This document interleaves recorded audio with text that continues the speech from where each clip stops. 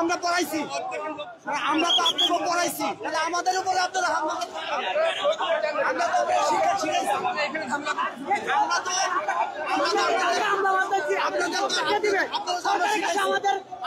শিক্ষক, আমাদেরকে আপনারা কেন হামলা করলেন? সরকারের কাছে আমার একটা প্রশ্ন থাকবে, আমরা শান্তশিষ্টভাবে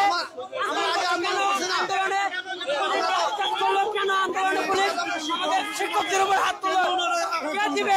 এই জবাবটা কে দিবে? আমাদের আপনার শিক্ষক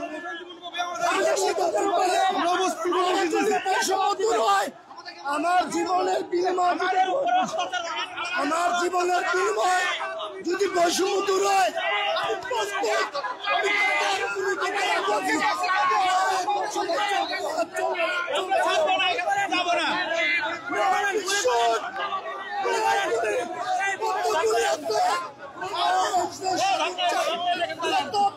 রক্ত দিবে।